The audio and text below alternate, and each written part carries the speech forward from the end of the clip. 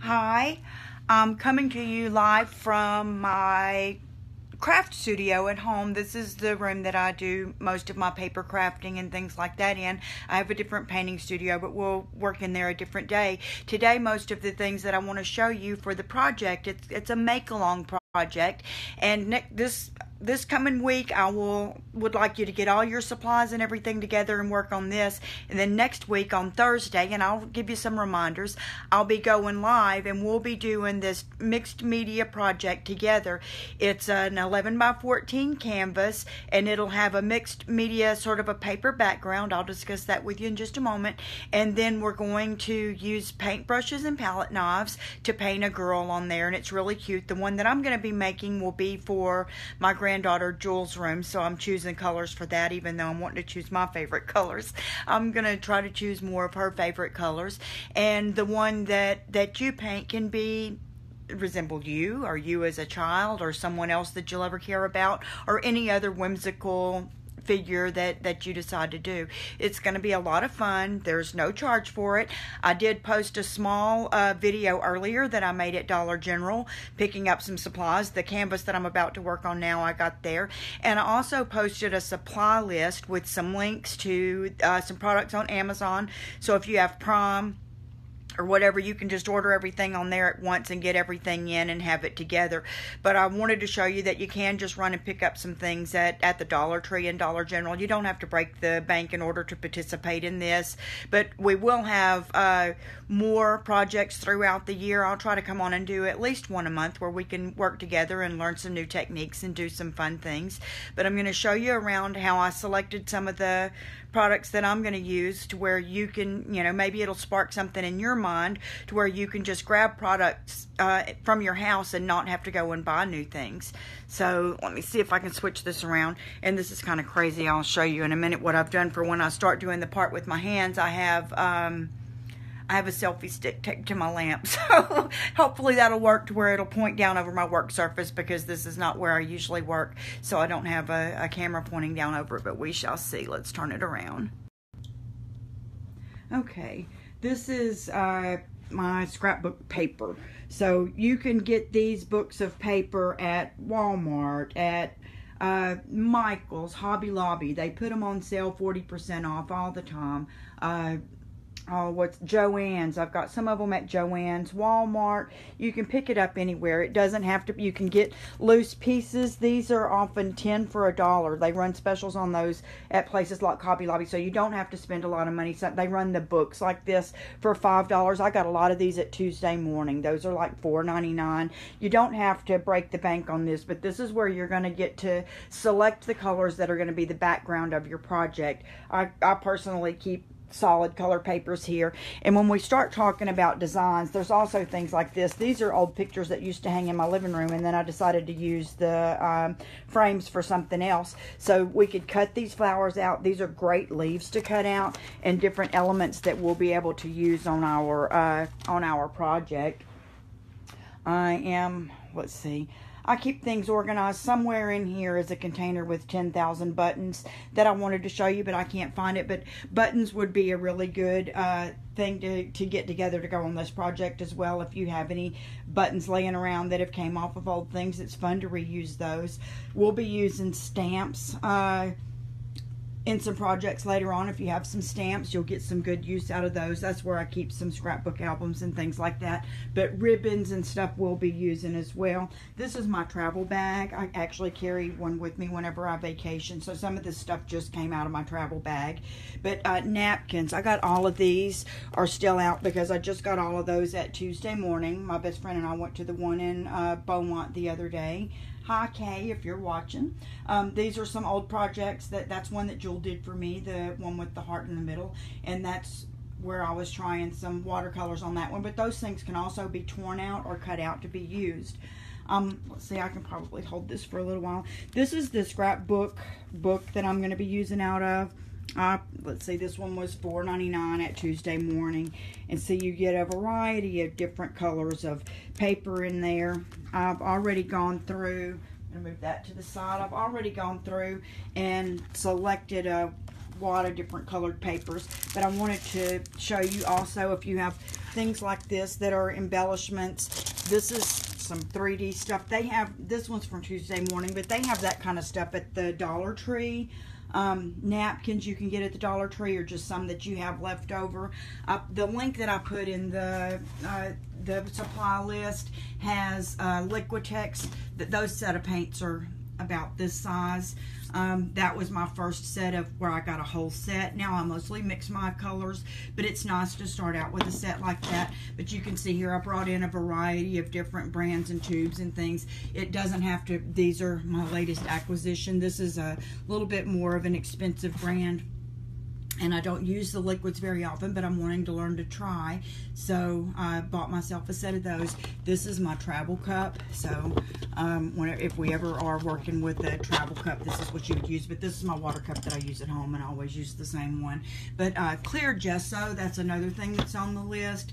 I have white gesso and black gesso as well, but the clear, all of them do the same thing, which is prepare your surface for paint.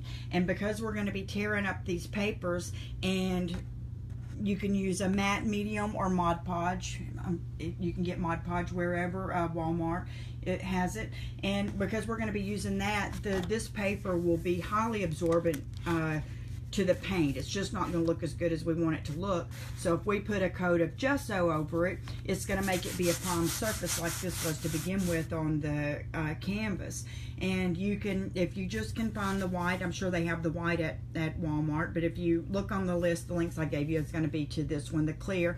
People use this clear one a lot in Bible journaling, and we may do that someday, but this one also will go over the paper, and then all of the colors of your paper will still show true through there.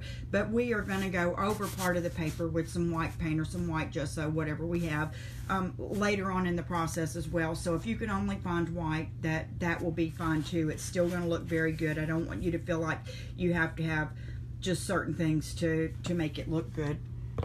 I also mentioned brushes. This is, like I said, this is not my painting room, but this is my travel set that we just went to Florida. I just got back, that I brought with me. You can see all this stuff is pretty well used. But in there, I talked about, or in your supply list, I mentioned palette knives. We're not going to do a whole lot with palette knives. Palette knives. I'm just learning, but I want to share with you what I'm learning because it is so much fun, and I believe that the mixed media girl faces that we're going to do on our canvas will look so much more cool if done with these. So I think they have these for like $2 at Walmart, this plastic set. That's just fine. I'm sure I didn't pay more than $5 for my metal set. I've had these for years. I love this one. I don't know why I mix paints with it and things like that. But you want to make sure that whatever you get, that you get one that has kind of a long rounded tip like this on it.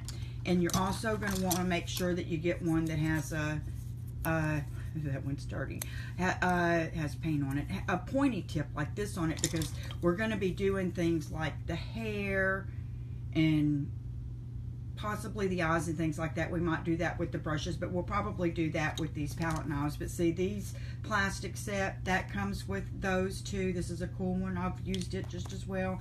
This is the other size that you need to make sure and have. So that's, like I said, not going to break the bank. I'm going to use this brush today, and this is one left over from a face painting set from a birthday party. But in this set, try to get a pretty good size set. They have like a 20-piece set for $5 at Walmart, or I got like a 25-piece set, I think, at Michael's for that, or I put a link to a set in the Amazon link. But we're going to want one that has a little bit of an angle like that. Can you see that? We're going to want one that has a tiny little tip like that, and we're going to want, you know, a couple that have like a rounded, kind of a big, that's not a good one, bigger rounded tip like this. I use this one a lot. And somewhere in there, there's like a flat one.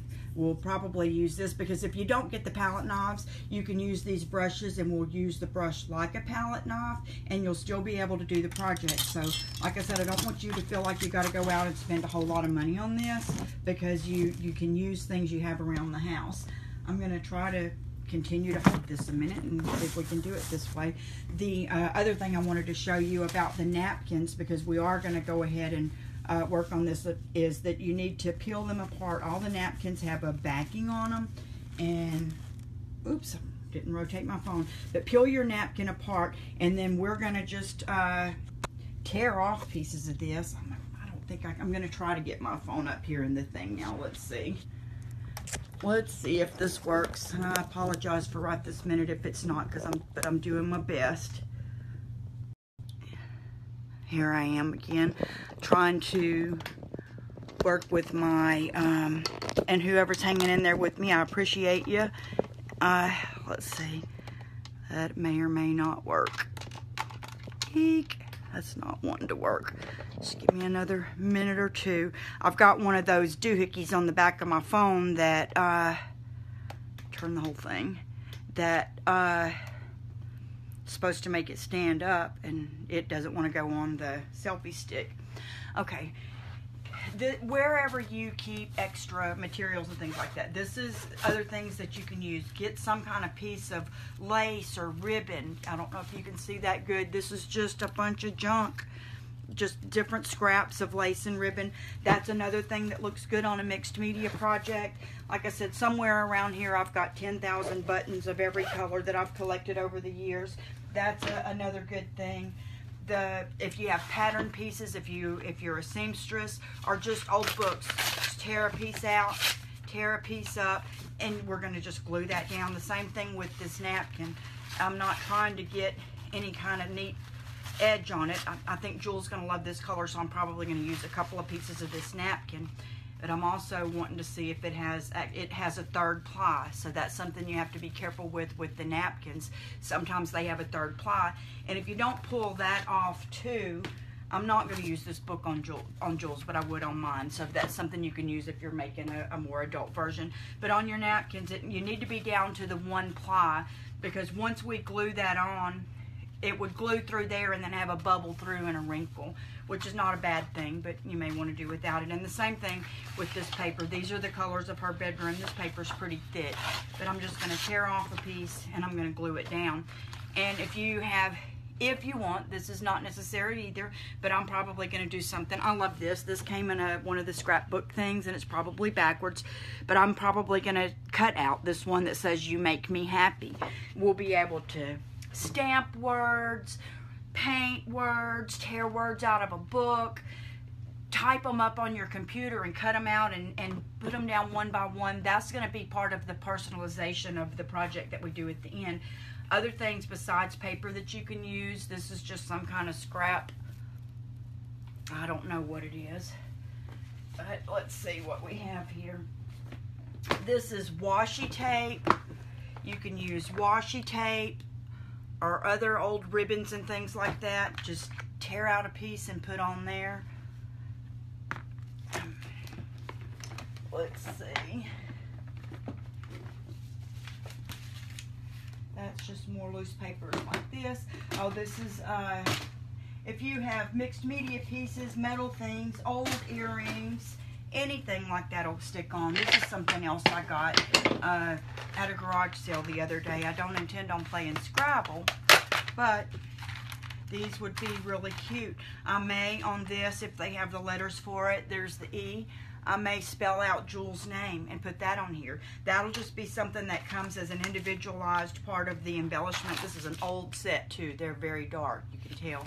But I bought those at a garage sale for $2 the other day with the intention of just using those in there. What I wanted to show you today is, and I put my apron on because I don't want to ruin my good clothes. I do have on still have on a dress from this morning. Throw out that napkin. Always have you some paper towels nearby. And this is, I don't know if you can tell what a mess that is, but that's my old rag that I use. But what I'm going to do is just use gesso, and I have some black here. I'm going to get a little bit of water, and I'm going to do my edges. Boy, that's thick. This hasn't been used in a little while. It may be drying up, but I'm going to try it anyways because we're going to try not to be wasteful. I want to, I'm not much of a user of black, don't care for it. I do the Dressing Your Truth type thing by Carol Tuttle. That's free too if you're interested in that. I think it's dressingyourtruth.com. Anyways, and black is not a color. I'm a type 1 personality and black is not my color. And whenever I first started that program, I went into my closet and man, everything I owned was black or the wrong color. Hi, Rhonda. So what I'm doing is just going to go ahead and paint all the edges black. You could paint these blue, you could paint these red, you could paint these any color that you want to. But because I had this gesso in here for us to discuss the gesso, I'm going to use the black gesso and just go around it. And I think that it looks kind of cool when some of this darker color shows up around and under the edges of your papers that we're going to glue down in just a minute. So I'm going to scribble, ziggle a little bit of that around the edges. And I wish this was softer. What'd I do? What'd I do? Okay. But I want to go ahead and get the side. So this is what I'm going to want you to do. Go to Amazon through my link there. That's an affiliate link. If you were to buy every single thing I put on that list there off of Amazon, and you know, I did that to make life easy for you so you don't have to hunt all over and wonder if it's the right thing. But that is an affiliate link, and I would probably make enough for 1/3 of a cup of coffee off of it because it is an affiliate link. But I do it because it's convenience, and I do it because, you know, this is part of my business. But I want to be able to share the stuff that I pay to learn. I go to classes and take classes and belong to paid groups and things like that to learn a lot of the things that I learn, and I want to share that information to where everybody doesn't have to pay for it. But so that's how I make any money at all, is off of the affiliate link that is on there. But I don't want you to feel obligated because I love you whether you do or whether you don't. Okay, almost done with this.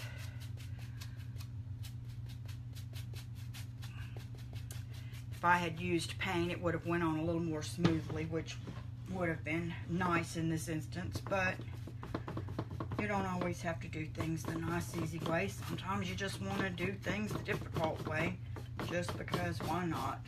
I'm enjoying myself. It's a beautiful day. I'm enjoying. Hi, Tammy. Thanks for joining. I'm talking about, I'm going to do a class Thursday, not of this week, but of next week, for free, where we're going to do a mixed media girl. And the background for the mixed media girl is going to be different kinds of papers and scrapbook papers and things like that I talked about earlier in the video. And we're also going to use some palette knives and some brushes to paint our girl on in the end. And what we're doing today is discussing all the supplies that we're going to need for the project, and the fact that you don't have to go buy a bunch of expensive things to do it, and what you can use. And I do have some affiliate links on to Amazon to get some of the products.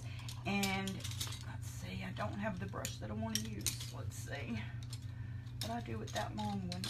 But anyway, we're talking about the things that we're going to need and the things that we're going to use when we work on the project. And for everybody for the project to go kind of fast, and for everybody to be sort of together on the same page, we'll all kind of need to be started already on at least this portion of it. This is a canvas I picked up for, if you watched that other video, I think it was $3 at Dollar General today, or I have an Amazon affiliate link. But I wanted to be able to show you this tonight. I've used some black gesso. You could use any color paint or anything you want to, just to go around the edges, just because that's the way I like to do things. And now I probably should have checked to see if I could get this Mod Podge. Oh, it opened. How about that? Open to begin with. I'm going to pour some in the lid so that I don't set a bad example of dipping and re-dipping down in my bottle. Normally I would have I use one of these things here, or a piece of parchment paper. This is like similar to a seal patch you could use in the kitchen. This one's like a heat thing, but I can get paint like all over this and then it washes right off. And I have some disposable like palette paper, but that came from, I just had it with me on vacation. But you could use a paper plate, anything you want to. Right now I'm going to use this lid. And I'm choosing colors of paper, and just, I don't really want and this is probably my own hang up, but I really don't want the corners and the edges to be showing on there. And this is another tip right here too. If you're not a scrapbooker, you may or may not know this. The piece that I'm tearing off, which is the straight edge, push that away from you and pull the piece that you're keeping toward you. And what that does is keep the ugly white part. Let me see if I can hold that up where you can see it. It keeps the ugly white torn edge part on the piece that you throw away, and the piece that's going to be on your project will have just the pretty edges. So see how I'm doing that? I'm pulling away and giving the ugly part to the part that I'm going to throw away, and the prettier part stays looking good.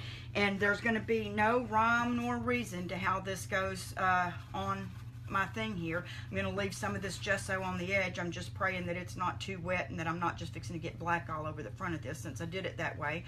Another tool that I didn't mention in the list that you will probably want to have with you, and I'll try to remember to post this in the thing, or if one of y'all could post it in the comments, that would be great, because I'll probably look at the comments again, is a hair dryer, a blow dryer. Because once we start working on our mixed media girl, we're going to be using those palette knives to put her hair and stuff on with, so that it looks all thick and cool. And then it's going to take a little, oh, I got a low battery, what a bummer. It eats up so much battery for this, so I'm probably going to lose y'all. I'm down to 10%. I'm just showing you, okay, with that Mod Podge or gel medium, whichever you use, I'm just gluing it like Elmer's glue on the bottom of my paper, tearing the paper off and putting it on here. I'm going to do the same thing with that piece of napkin. I'm going to tear it around, and this is like I told you earlier, make sure you get all 3 of the plies off to where you're just stuck with the top one. And then the same thing, what I'm going to do is put a bunch of this Mod Podge on my paper here, and then lay this napkin on top of it, and then go over it. And this is just haphazard. It's not, I'm not trying to have everything look good and lined up and edged. It's just going on there loose. I'm going to finish covering this whole page with just the papers.